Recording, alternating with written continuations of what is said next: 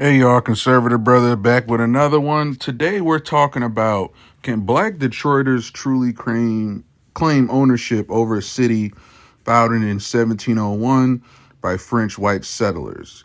Can black Detroiters truly claim ownership over a city founded in 1701 by French white settlers? So, obviously a semi-controversial topic. I have my thoughts on here. I know the question alone could be triggering to a lot of folks, but this was kind of brought on and this took me to places I didn't expect to go when Conspiracy Brother recently spoke before Detroit Public School Board. Just to being a parent of his kids in the district, and basically how a lot of the priorities, the things have been troubling the school district for decades. And then there's been recent teachers advocating for anti-ICE protesting and getting the kids involved and all this other stuff. So it's a really good speech. I think it's online somewhere. You can I also have on my Conservative Brother SoundCloud the audio to his full speech addressed to the Detroit Public School Board at a recent meeting. And it just kind of took me to places I got to go. So what I want to do is actually walk you through some of the history of Detroit. And because it just makes you think, because once again, prior to the French settlers in the early 1700s, the land was under, I believe, Chief Pontchartrain, land through the Native Americans. So there's that whole deal. I mean, they got conquered and colonized by French white settlers. Black folks started migrating in heavy flocks in early 1900s.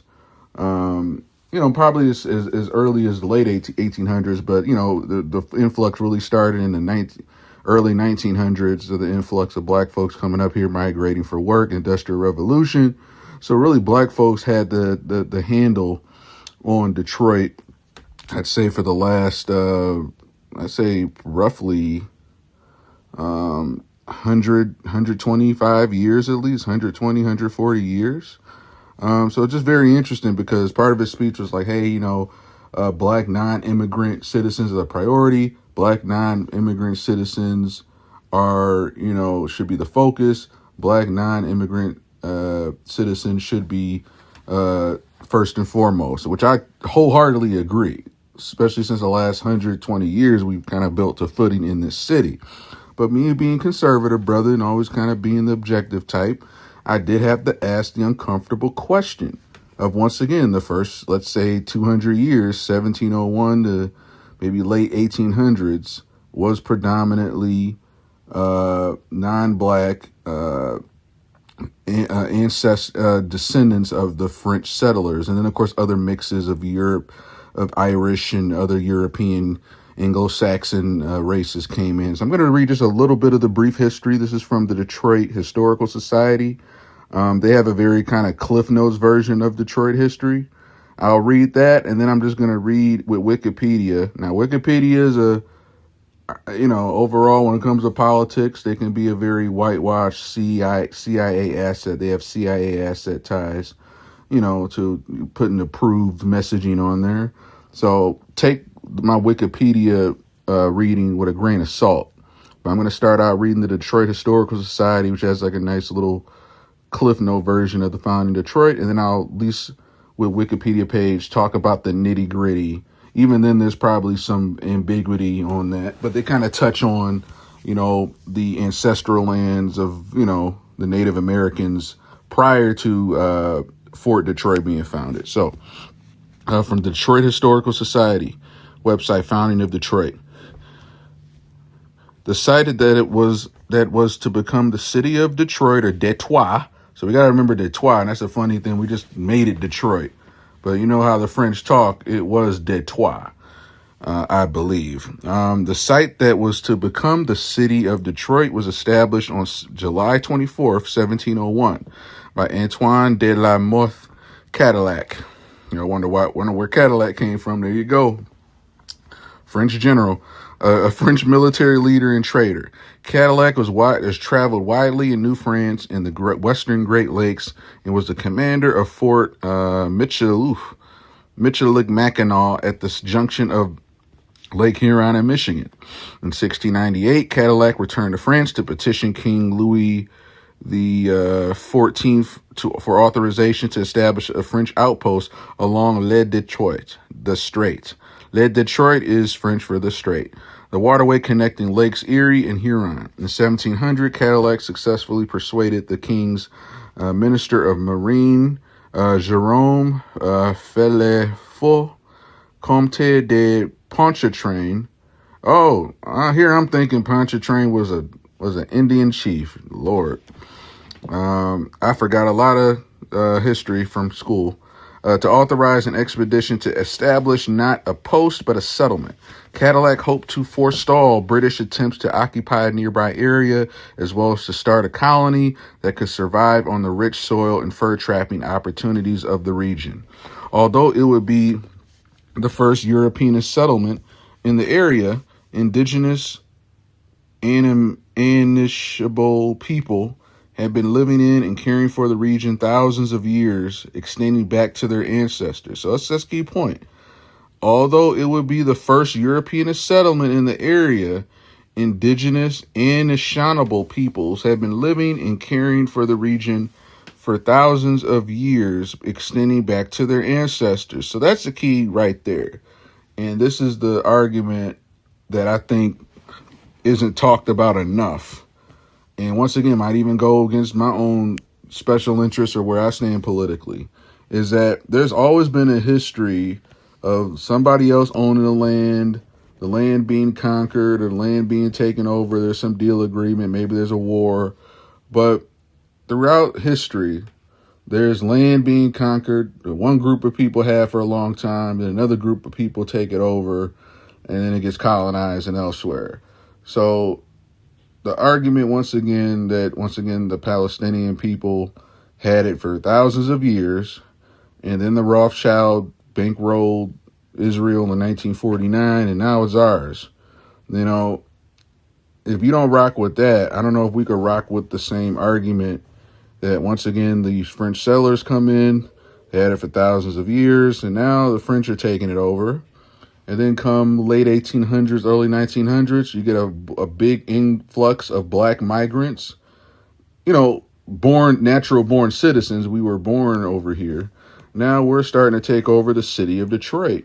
And now what I think the modern left is that they just think, well, this is just natural progression, even though they claim to be against colonization. But obviously Detroit was established under French rule or French settlers. Black migrants, already born citizens, started to take over, that gap of industrial revolution and the white flight leaving the city. And now we've had, since maybe the last 2-3 decades, but it's obviously ramped up since the Biden administration, a mass influx of immigrants coming into the city, coming into Michigan, and, starting to become basically the new Democrat voting bloc. But where does it end? Because obviously a lot of these migrants, they weren't brought over here as slaves. They didn't basically live a life in the, in the U.S. And then all of a sudden when slavery ended, they were naturalized citizens. But they're kind of trying to ride those coattails of what we did. So just something to keep in mind. All right, so continuing to read the Detroit Historical Society founding. So Cadillacs and entourage of soldiers, missionaries, colonists set out from Montreal on June 5th, 1701, led by indispensable native guides. The expedition traveled by the way of the Ottawa River through Lake Nipissing, funny word, Nipissing, out down French River into Georgian Bay, Lake Huron, St. Clair River, Lake St. Clair, and finally the Detroit River, stopping for the night on Grosse Isle on July 23rd.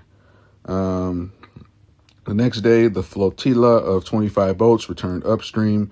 They chose the narrowest part of the river on a high point of the North Shore, unfettered by any island and thereby easy to defend as the site of Fort Pontchartrain, in honor of the French Marine Minister who approved their trip. So once again, I don't know why. I guess I mixed up my schooling. I confused Pontchartrain with an Indian chief. but that was actually the French Marine minister. The full name, Fort Pontchartrain du Trois, gave Detroit its French name. The area had been known by many to various indigenous people. All right, so that's key. The area had been known by many to various indigenous people, including Wei, Wai, Tong, Nong, Ta Nong, meaning where the river bends. 2 days later, on July 26th, St. Anne's Day, they began building a chapel in her honor, the first St. Anne's Church. By September, the first European women arrived, Madame Cadillac and Madame Tonti, wife of Cadillac's first lieutenant. Beginning in 1707, Cadillac awarded farms to settlers that extended 2 or 3 miles inland and laid out with narrow river frontage. These uniquely designed plots were known as ribbon farms, some of whose boundaries are identified today by streets named for the early French settlers. Couple paragraphs left. Once again, you guys could go to the DetroitHistorical.com, DetroitHistorical.org, and look up the founding of Detroit Historical Society.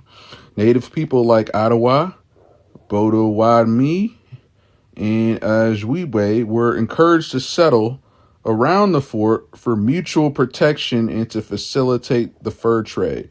All right, so that's something key. And once again, I'm sure there's a story behind everything. Is this sort of just a wash finesse, or was this some truth to this? And I'm sure there were some native people who were more hostile and, hey, y'all coming in our land and we're going to put up a fight and lay hands, versus some who did see the benefit of the fur trade, and then the way they can barter. So I'm going to read that again. Native peoples like the Ottawa, Potawatomi, and, Ojibwe were encouraged to settle around the fort for mutual protection and to facilitate the fur trade. The area's native French populations even joined each other's families through marriage. Oh yeah, they started mingling. The jungle fever. The area's native and French populations even joined each other's families through marriage. Yep. Back then it was Game of Thrones alliance style marriages. I'm sure strategic. Elders are like, you there will marry House of Ottawa, meets House of Cadillac. All right. So, however, the mix of different tribes was not always peaceful, and the growth of the settlement was stunted by Cadillac's unpopularity. Interesting. When he was made governor of Louisiana in 1710, the attention of his sponsor, Pontchartrain, waned. During the next 50 years, Detroit remained a small frontier settlement made up of soldiers, artisans, trappers, hunters, farmers, and traders, with an economy centered on fur trade and farming. The entire village included the stockade, streets and buildings, occupied an area of only one city block, bordered by the present-day streets of Griswold, Fort, Shelby, Larned, and was known as Fort Detroit. Beginning in 1751. So yeah, a lot of these, if you're from Detroit or Michigan, you recognize the present-day streets of Griswold, Fort, Shelby, Larned. Yep. Despite the settlement, the region's native peoples far outnumbered the Europeans. The village of Detroit remained a French settlement until a British takeover in 1760, following the French and Indian War. So I'm going to cap it there. I'm going to make this part of a long, ongoing discussion. So once again, the triggering question that brought this video on is, can Black Detroiters claim ownership over a city that was founded by French white settlers, but was previously a land that the native people occupied for thousands of years? So I just kind of bring that up to say is that, once again, I'm not pro illegal immigration and bringing everybody in this whole open border policy. But I think Black Detroiters, we do have to address, once again, the origin of the city we migrated to, even as we were legal citizens, its French white settler origins, and then, of course, how it was a native land before that. So I bring this up to ask this uncomfortable question, because this is the very same question that the far left, open border, let everybody in, we don't need no citizenship, no borders, everybody just settle or end up where they settle at.